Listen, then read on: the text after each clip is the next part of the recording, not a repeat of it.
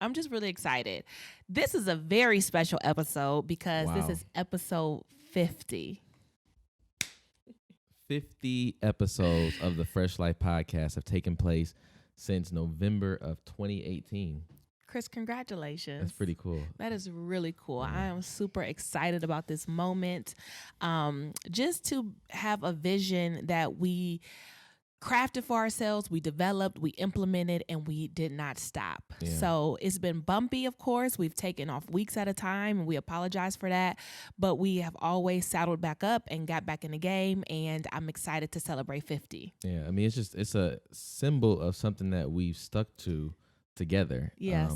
Other than our kids and our marriage, I would say that the Fresh Life is like one of the longest standing things that we've done, Yes. consistently. So, Yeah. without you all, really kicking in and, saying, hey, we like what you all are doing, giving us great feedback, buying the product, I don't even know if we would have made the 50 episodes. But listen, we're here. We are here. And we're looking forward to hitting 100.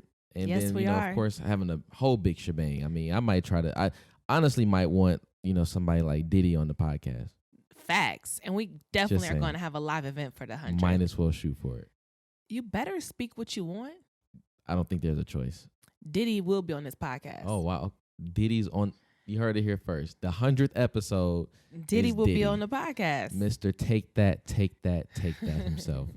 But yeah, and the thing about this podcast is that's been really dope, and that the fact that you all have kind of rocked with us is we've really settled this on not surface conversations. Correct. This has been about deep conversations, vulnerable conversations, transparent moments, and you all have settled in and said, I want to do more of that too. So the 50th episode is about, drum roll please. Wow, that was on cue? That was on cue. Wow. What is the 50th episode about? The 50th episode is about the skill of developing deep conversations and having deep conversations, because it truly is a skill. And they're the type of conversations that allow you to have emotional connection with other people. And I think you hear people, I'm very much so like this. Like, I don't like shallow conversations. I want to feel connected to you when I leave. I want to feel like I know you more and I know something about you. And that is what a true deep conversation will lead to. So we're going to talk about the 3 things that you need to do in order to have a deep conversation. So studies actually show that people who have deep conversations are more happier people. And so we would think that, hey, by protecting, ourselves, by protecting our stories, by not giving everyone a bit of us, that, that would keep me protected, thus keeping me more happy. But the truth is Not that true. keeping yourself vulnerable, by a large percentage, based on a study, people ended up coming out having a happier day because they had far more in-depth conversations than they did have surface conversations. So this is really where we're about to kick off and tell you why you deserve to be happy. That's dope, Chris. And what else I love about a deep conversation is, and I'm sure we've all experienced it, you've experienced the conversation that you had with somebody that you don't really know that well. You might have known them for a couple of months, but it feels like you've known them for years. Yeah. And it was because you guys had the ability to have several deep conversations. So the first thing that you need to do when you're having a deep conversation is to share. And this is important because you don't want to share necessarily facts. You don't want to share like your occupation, your major, what school you went to. You don't want to share politics or what happened on the latest sports event or what's going on TV or the latest gossip and drama. You want to share things that evoked emotion. Yeah. Because in truth, like when you're having these surface conversations, like in the end, it doesn't feel like you're getting anywhere. You just feel like you're just going in circles. You're just talking about stuff because it has nothing to do with who you are. Right. Like, who are you in the essence of, what LeBron did last night? Who are you, really, how do I get to know you based on what Donald Trump said at the latest press conference? Like, how do I know who you are on these surface level topics? And to me, surface conversations allows you to protect yourself from me getting to know you. It's a fence. It's a fence, and you can sense it when people don't let you in. You can sense that. You can sense when there are barriers up and people are purposefully not letting you in. And I think to have a real true connection or somebody that you vibe with or you feel connected to, you have to evoke those emotions. And that's what's so important. So you want to share your feelings and you want to share your opinions. You want to take a moment to really dig deep and answer questions about things like your ambitions. You want to talk about things that make you happy, things that make you sad, things you love, things you hate. You want to talk about your most embarrassing moments, your regrets. You want to talk about what are some other things that evoked emotion. Maybe your past, Yes, whatever your traumas past, you've been your through, failures. your greatest memories. Yes, exactly. Yeah. So those things evoked emotion and they help to answer the question. When I leave, I know more about you. I'll be able to say who is that person, and I'll be able to answer some of those things because I've delved. That's such a Which word is that? who made up that word? Like who delved? Yeah, delved. I don't know why that word even exists. Yes. So these are the things you want to talk about because they Delved. elicit emotions. And that is the What a key word. to having a deep conversation. So how do you know that you're sharing well, that you're doing a good job of sharing yourself, Chris? What do you think? When you feel like, okay, I'm really sharing here. I think that you know when you're sharing when you want to go back and get what you said. Okay, Chris, you ain't never lied about that. Right? Right? Did I When get you that right? yes, like when you have vulnerability hangover. Yeah, you like, you know what? Let me just kind of reframe the story I just told you. I didn't run down the street naked necessarily. I had on nude pants. Right. You know. Yes. Like you're trying to reframe. You want to get back because there's some emotional risk there. There's something that you so good. stated that says, you know what, I went a little further. But here's the case. When another person, another human can meet your transparency, they can meet that vulnerability and they can say, you know what? Damn it, like he's willing to share himself. I'm also willing to put a foot out there. And so sometimes we become a little uncomfortable because we don't know how to create this shared space, this shared conversation. So what you do is there's ways of kind of offering that up. You know, it's how do you frame those questions? You know, you say something super vulnerable, you know, like, hey, can I tell you a vulnerable story? I'm gonna actually Please. share a vulnerable story. Let's share. So that my children are not able to hang this over my head, because when I told them this story, they repeatedly tried to make it embarrassing for me. So I'm going to give it to the world so that they will not be able to blackmail me in 20 years for all my money. Let's do it. So I was in 5th grade. Now, here's the requirement. Here's the requirement. I already know the The story. requirement is that one of you has to send me back a vulnerable story. That's it. That's all I'm asking for somebody to do. All right. I was in 5th grade. We were in gym class, okay? And we're doing a little warm-up thing. Now, in 5th grade gym class, we all have on We all got on shorts. match. Okay? You had to change it. At Shaker, you had to change into your gym clothes. So Shaker Heights High School, at Shaker Heights Elementary You School. had Woodbury. We're at a school called Woodbury, and we had to wear these shorts, and Were yours red? They were red. Mine was red with a gray top. Had my name on it. I had the little people on the shirt.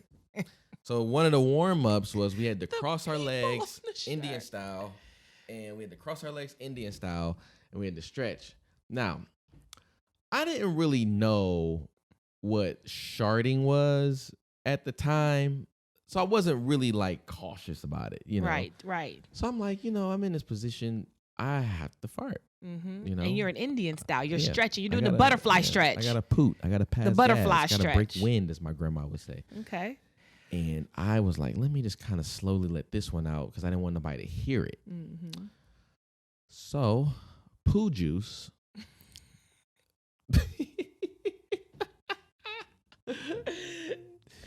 Poo juice proceeded to come down my buttocks.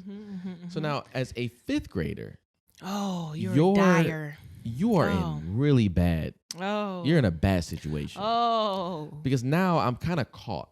We're in the middle of everybody doing the same thing. Butterfly stretch. Butterfly stretch. So now if I get up, everyone notices. It's not like we're playing a game and we're all running around.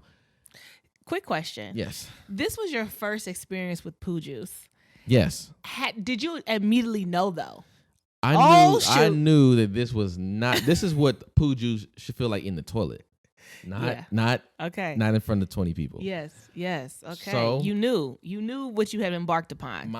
the butterflies. It must have been spring because the butterflies were flapping, all in the stomach, lots of nerves, and I sat there for a second, still in the butterfly position while they were doing jumping jacks. I didn't know what to do. So eventually I, snuck off, like shimmied off because I couldn't move too much because there was a good gang of poo juice in there. And think about solids and liquids. It's a very nasty conversation. Solids and liquids is as solids, you can kind of get away with some stuff. Liquids, it's like Liquids carrying gonna a tell all your full glass of business. water. So I got to the bathroom, removed the underwear that were contaminated and destroyed, said goodbye to the Fruit of the Looms because that fruit was rotten. And I put it in the toilet and I went back to class, balls hanging loose. Yeah, free balling. Free you had balling. to get free. Because in the end, first off, that was a vulnerable story. Yeah. So now, here's the thing. Yes. Had I told this story before I was ready and I gave it to somebody I didn't know, All right. then I would have required you before I even told you to say something to me of equal value. Yes. Because there's nothing worse than me telling you that story if I wasn't, with a good amount of self-esteem and confident about the story and just being funny. Yeah. It was no way I could tell you that story and then you just be like, that's crazy. And you just start laughing and you walk away. Right. No. Because no. we got to trade. Yes. Like, can you imagine I had to take a sip of wine. This is absolutely terrible. Can you imagine your 5th grade self, confiding in a friend about that moment? Absolutely not. Exactly. But if you had the courage to, it would take a very mature person to meet you at that emotions, hold that space for you, and then to relate to what you just said. So to a degree, sharing is a part of maturity. Yes, I agree. And exactly, sharing is a part of maturity, and also, which is our next point, which is listening, is also a part of maturity, to really listen and to empathize with someone. So, okay, let's back up. So once you share, like you just shared a great example of a story, an experience that elicit emotion. I heard embarrassment. Yeah. I heard surprise. It was your first time Much surprise. experience something. I heard, you had to problem solve. I heard anxiety. There was a Wow. lot that you experienced in that story. I basically became a man in the butterfly position. And so the next part of that is once you share, it normally prompts someone to share a story too. It better. Yeah, it should. Or we ain't friends no more. Well, that's how a lot of people could definitely take that. Like, after I'm vulnerable with you, after I felt like, my heart was just on a dagger, what is, am I saying that right? We're just going to go with it. Well, what are the dartboard, Dart. right? Yeah. Once I just feel like my heart is out there and On you the could, dartboard. on a dartboard, and you could just hit me with a dagger. So what's next is you think someone would naturally respond to your story. They're able to identify an emotion that you just shared, and they too have experienced that. Because this is why it's so important to talk about emotions. It's because it's the thing that relates all of us. Emotions are the things that everyone has experienced. So yes, I have never necessarily sharded or had poo juice episode in 5th grade gym class, but I definitely can relate to being embarrassed. I definitely can relate to anxiety. I definitely can relate to fear. I definitely can relate to being publicly shamed and ridiculed if someone found out about something that I did. So I'm able to connect with those feelings. And even though my feeling the experience might not be the same, I can understand the feelings that you had just talked about. And I'm able to regurgitate that and share that back. Yeah, I just kind of think that it's time for you to share a story. I mean, I'm just saying that.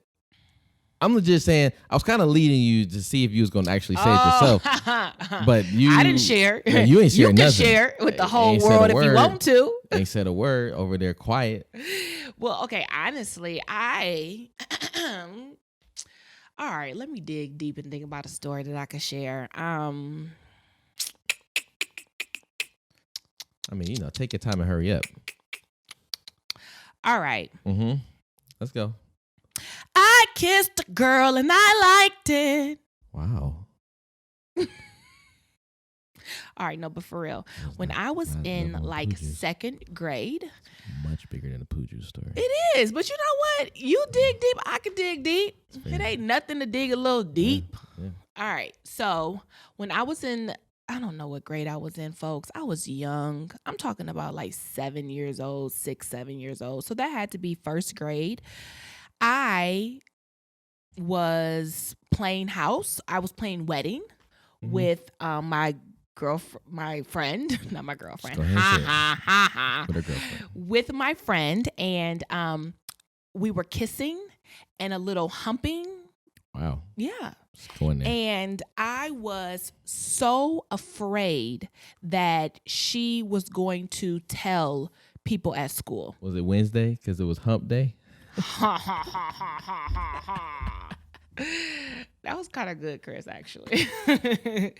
Okay, but that story has a lot of depth, and I actually shared the story at Overcome Her as actually really my first time experiencing shame and the feelings that I had when I was exposed to something so young, and I didn't understand at that time. I thought that I was gay because I was having these experiences that no baby should be having. I'm 6 years old, just should not even been in that situation in the first place, but I was, and I was experiencing these emotions, of course, naturally, physically having these sensations that I liked. And because I was physically having sensations that I liked, I thought that that meant I must like girls because I was having that first sensation with a girl.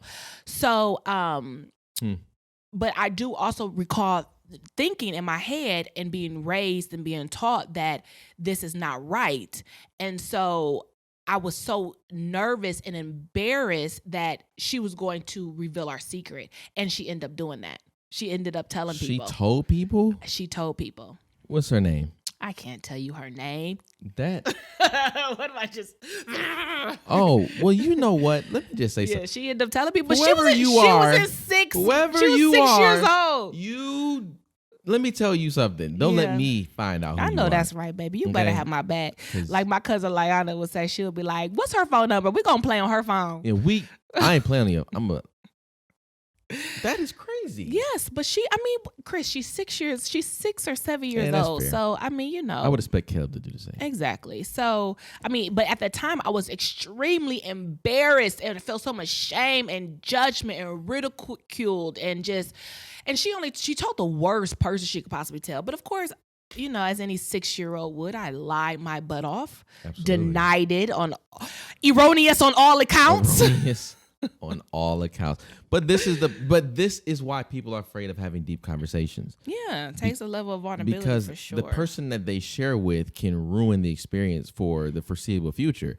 So one thing I will say that, first off, I want to prompt everybody that this is a conversation that we are provoking you to start having deeper conversations. There's someone in your space that you're so surface with. And when we were thinking about doing this podcast, I was thinking about people that I've been around for more than several years. And I was like, do I really know them? Like, and are they like, if I was willing to share myself, would they do the same with me? And how much, so if I don't have that, do I have a relationship? And if I do have a relationship, what type of relationship is it? Like, is it something that, I can pull on, that we can say, listen, I know them. Like if they got arrested for something, could I say, no, I'm telling you right now, just based on what I know, you got to trust me, judge, they didn't do that. Right. Like I know them. Right. Or could I just come to court and be like, you know what, man, I really don't know you that well. I don't know. I don't know if you're capable of doing that. We haven't shared enough. And so this is a conversation to provoke you to have a tough conversation, not even a tough one, but a deep one. Because sometimes they're really enjoyable. With a game that Jazmine ordered a game. You can actually follow this group on Twitter, I think on social media. What's the name of it? We're not really strangers. We're not really strangers. And that's just true. That when you play this game, which you can order online, we're not really strangers shows you that we have so many more similarities than we do differences. And so a lot of our fear about having these deep conversations is rooted in the fact that I think that you will judge me about what my experience is, and that makes me different, makes me stand out, makes you not like me. Right. And so therefore I'd rather close all those doors, doop, doop, Facts. doop, doop. And then that way, only thing I'm gonna talk to you about is the stuff that we all know is safe and that we love. Right. That Oprah is the best, that Obama was the last great president, that the color red is amazing. And that's what we're gonna talk about. And that we love Jesus. And that we love Jesus. Yeah, and that facts. we're gonna talk about that. And that keeps us all in a safe spot. Because if I start going to the fact that, I was raped, when I was, 10 years old, I wasn't raped when I was 10 years old. But if that was a part of your story, Right. then you may say, I don't know if I want to share my story about me being raped. And that keeps that person alone, teaches them to stay in isolation, that being vulnerable doesn't pay off. That's good. So basically, in summing this part up, we are all, and I say this all the time on this podcast, we are hardwired for connection. We have to connect. That is how God has made us. We need emotional connection with other human beings. I said on another podcast that newborn babies will die if they're not held, if they do not have a sense of connection with another human being.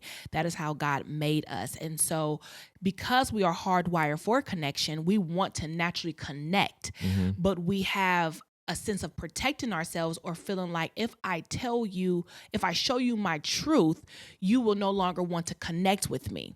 But what we are finding out now is that the more you're able to be vulnerable in the sense of just expressing your emotions, you don't have to go as deep. I mean, maybe my story was deep. Maybe for some, Chris's story was deep. You don't have to go as deep as that in trying to build a new relationship or having a deep conversation. But the thing you want to focus on is expressing your emotions. So some of those things we could think about, things that you failed at, your first success, an embarrassing moment, your regrets, your aspirations, your happiest moments, your fears, your dreams, something you love. So think about those type of things when you're trying to have a deep conversation, just things that evoked emotion. And especially when you're building with someone, you're not going to naturally go really, really deep at first. And that is perfectly fine. We don't expect you to. But as long as you're having conversations that evoked emotion, that is the most important thing.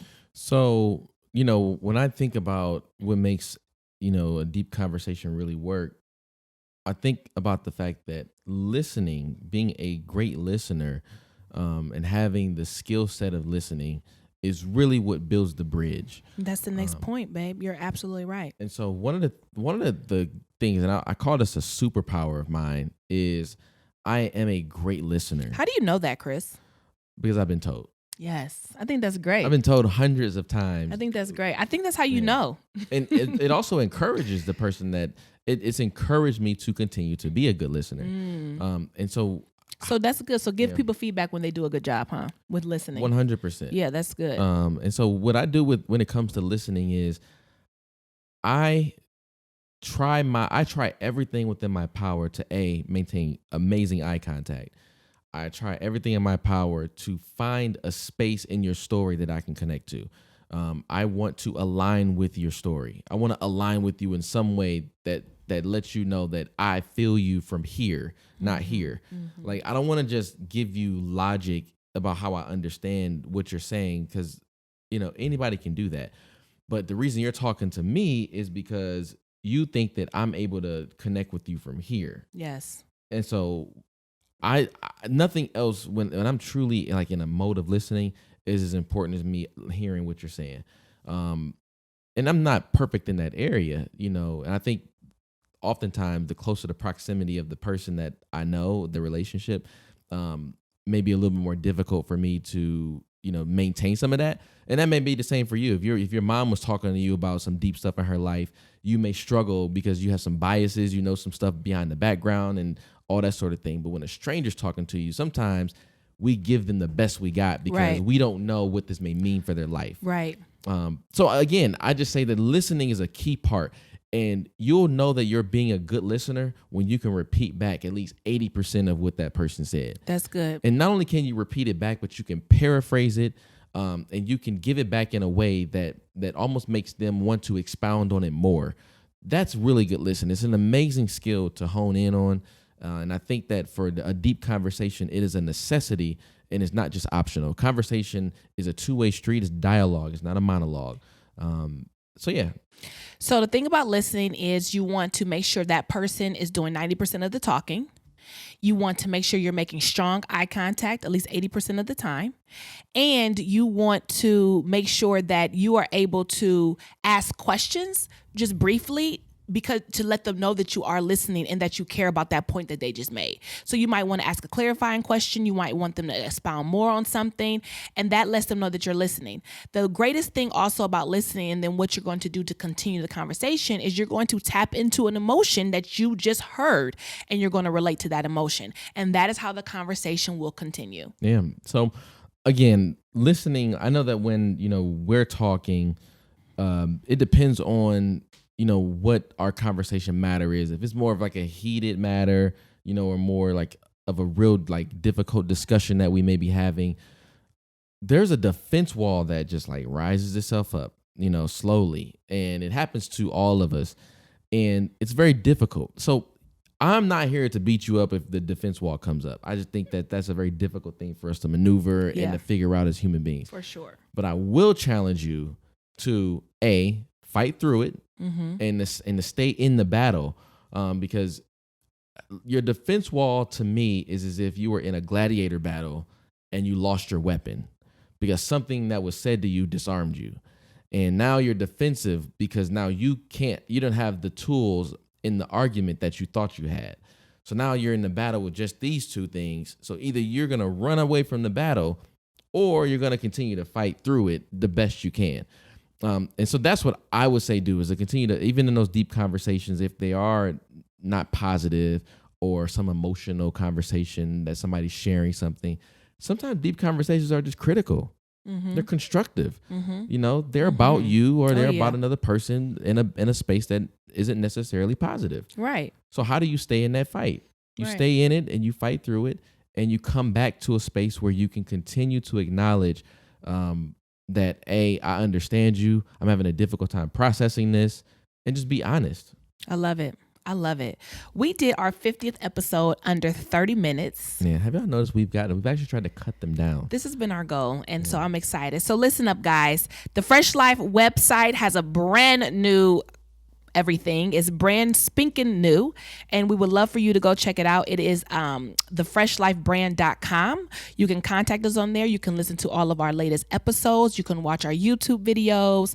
You can buy our books. So out there right now, we have How to Find Your Soulmate in 90 Days, which is a great book that's basically about how, especially during this time of quarantine, how can I grow? How can I develop the skills and the type of person that I want to be, and have the self-development that I need to attract that person in my life, my soulmate into my life. So How to Find Your Soulmate in 90 Days is really not literally about you finding your soulmate. It's about you working on you to attract your soulmate in your life, and how it can be done in 90 days. So during this time of quarantine, I can't think of a better read. It is an ebook. It comes immediately download to your whatever device and it's 50% you're using. off right now. And it's 50% off right now. My husband's book is out there, Love Laws, which is a great read. The ebook is out there. You can get that. And the Fresh Life Journal is actually sold out, people. But we are getting more in, or we're going to make it digital. Let us know what y'all think about that. Yeah, would you use a digital journal? That's a good question. Before we pump some work into that, would you use a digital journal? That is a good question. We'll ask that on the Instagram. We will. On the Instagram. You guys, we love you all. It is just such a blessing to sit here with my husband and do our 50th episode. 50. I love you. And more than anything, like, I love creating content with you and talking about things that we are both really passionate about. Yeah. And I'm so grateful that we have found our niche, within our relationship to do that. So I feel extremely blessed and honored to be sitting next to such a good man. I love you. You're a good man, Charlie Brown. I love you too. This is good. And I'm just happy that you all have allowed us to come into your car, to your workspace, into your living room, wherever you are. We look to continue to do more of this. If you have content ideas, please share this everywhere. We want to make this platform as big as possible, because the bigger the platform that we have, the greater the guests that we can get on. Like Diddy. We make this thing big enough. Diddy might be calling us. He's like, y'all want to do this on Revolt? Seriously. So help us. If you love the content, go to the comment section if you're using this on Apple Podcasts, and write a comment. Please write a review. Give us some ratings, some feedback. We're yearning for it. Okay. So again, thank y'all so much. The 50th episode of the Fresh Life Podcast. Y'all be blessed. Love y'all.